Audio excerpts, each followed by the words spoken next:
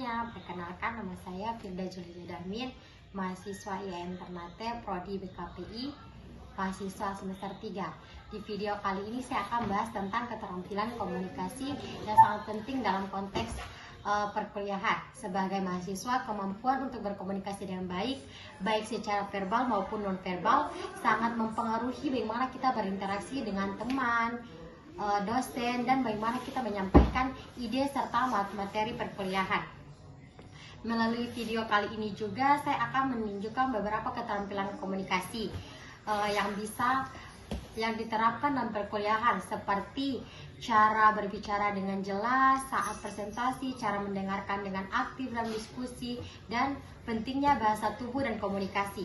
Semua keterampilan ini tidak hanya penting untuk menyampaikan materi dengan efektif, tetapi juga untuk membangun hubungan yang baik dengan orang lain di lingkungan akademik. Yang pertama yaitu penjelasan tentang komunikasi verbal. Komunikasi verbal itu adalah cara kita menyampaikan informasi dengan kata-kata.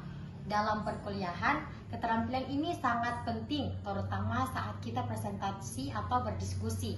Agar pesan yang kita sampaikan mudah dimengerti, kita perlu berbicara dengan jelas dan terstruktur.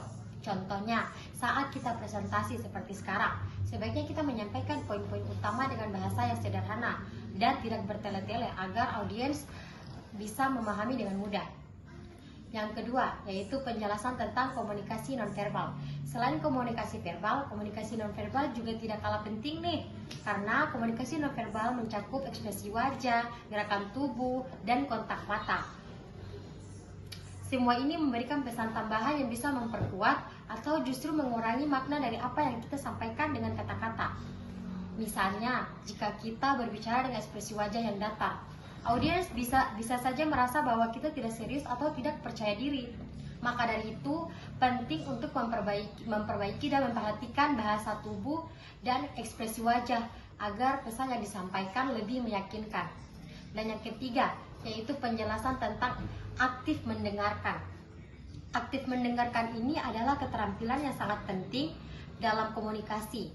Ini bukan hanya sekadar mendengarkan apa yang dikatakan orang lain, tetapi juga menunjukkan bahwa kita mampu memahami dan menghargai pendapat mereka. Sebagai contoh, ketika teman sekelas atau dosen berbicara, kita bisa memberikan tanda seperti menganggukkan kepala atau memberi tanggapan yang sesuai dengan apa yang mereka katakan, agar mereka tahu bahwa kita benar-benar memahami mereka dan mendengarkan mereka. Yang keempat, yaitu penjelasan tentang komunikasi dalam diskusi kelompok. Dalam diskusi kelompok ini, penting bagi setiap anggota untuk diberi kesempatan berbicara dan menyampaikan pendapatnya.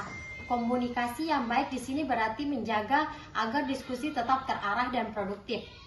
Selain itu, kita harus menghindari interupsi orang lain.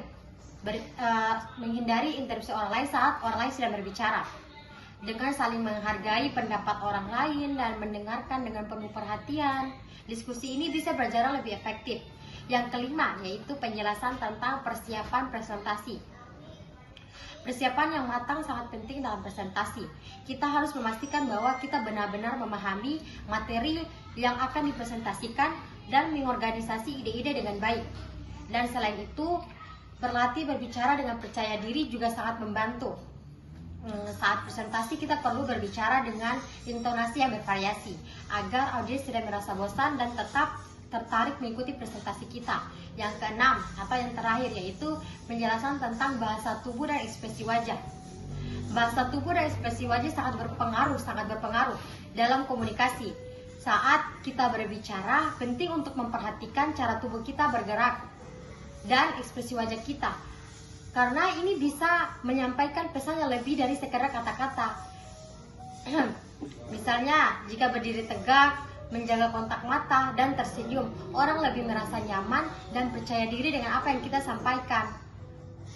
Selanjutnya adalah demikian beberapa keterampilan interpersonal yang sangat penting untuk kita kuasai. Seperti penjelasan saya tadi, terutama dalam konteks perkuliahan dan interaksi sehari-hari. Komunikasi yang efektif empati, kemampuan mendengarkan, serta keterampilan dalam bekerja sama dan menyelesaikan konflik adalah kunci untuk membangun hubungan yang sehat dan produktif, baik dengan teman-teman, dosen, maupun rekan kerja di masa depan.